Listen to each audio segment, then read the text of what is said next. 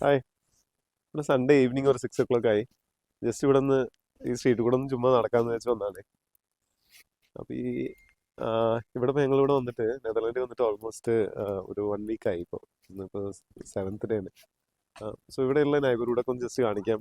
അതുപോലെ ഇവിടെയൊക്കെ താമസിക്കുമ്പോൾ സാധാരണ രീതിയിൽ എന്ത് കോസ്റ്റ് വരും എന്നൊക്കെ നിങ്ങൾക്കൊരു ചോദ്യമൊക്കെ ഉണ്ടാവാം. അപ്പോൾ എത്രത്തോളം കോസ്റ്റ് വരും എന്നൊന്ന് പറയാമെന്ന് വിചാരിച്ചിട്ട് വീഡിയോ ചെയ്യണേ. ഇവിടെയുള്ള വീടുകളൊക്കെ ഒന്ന് ജസ്റ്റ് കാണിക്കാം. ഇവിടെയൊക്കെ ഈ റോ ഒക്കെ നോക്കിക്കഴിഞ്ഞാൽ ഇതൊക്കെ ഇൻഡിവിജ്വൽ ഹൗസസ് ആണ്. പിന്നെ ഇപ്പുറത്തുള്ള നമ്മൾ താമസിക്കുന്ന അപ്പാർട്ട്മെൻറ്റും പിന്നെ അതുപോലെ ഈ ഏരിയ ഫുള്ളായിട്ട് അപ്പാർട്ട്മെൻറ്റ്സ് ആണ്. ഒരു 3-4 നിലയുള്ള അപ്പാർട്ട്മെൻറ്റ്സ് ഒക്കെ ആയിട്ടാണ്.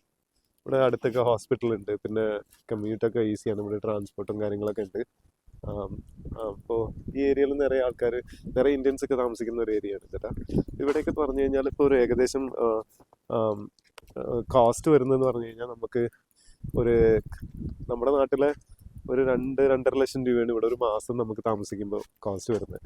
പിന്നെ ടാക്സ് അതും ഇതൊക്കെ ഉണ്ട്. ഒരു 2,60,000 രൂപ റേഞ്ചാണ് ഇവിടെ താമസിക്കാനായിട്ട് നമുക്കൊരു മാസം വരുന്നത്. ഇവിടെ അതിനനുസരിച്ചിട്ടുള്ള ഇവിടെ ഇൻകം കാര്യങ്ങളും ഉണ്ട്, ഇല്ല എന്ന് പറയുന്നില്ല. പക്ഷെ എന്നാലും നമ്മുടെ കോസ്റ്റ് ജസ്റ്റ് ഒന്ന് ഐഡിയ കിട്ടാൻ വേണ്ടിയിട്ട് നമ്മളിപ്പോൾ ജസ്റ്റ് ഇപ്പോൾ മറ്റേ ഹോട്ടലിലല്ല, നമ്മളൊരു വീട് എടുത്തിട്ട് താമസിക്കുന്നത്. ഇപ്പോൾ ഹോട്ടലിലൊക്കെ നമുക്ക് താമസിക്കുകയാണെങ്കിൽ ഒരു 3-4 ദിവസം ആകുമ്പോഴേക്കും തന്നെ ഈ കോസ്റ്റ് വരും കേട്ടോ. ഞാൻ പറയുന്നത് ജസ്റ്റ് ഒരു നമ്മൾ റെഗുലറായിട്ട് താമസിക്കുകയാണ്, ഇപ്പോൾ ഒരു മന്തോ അല്ലെങ്കിൽ ഇയേഴ്സ് നമ്മൾ താമസിക്കുകയാണെങ്കിൽ ഈ ഒരു കോസ്റ്റാണ് വരുന്നത്. ആ ജസ്റ്റ് ഒരു ഐഡിയ നിങ്ങൾക്ക് തരാൻ വേണ്ടിയിട്ടാണ് വീഡിയോ ചെയ്യുന്നത്. അപ്പോൾ ശരി, പിന്നെ കാണാം.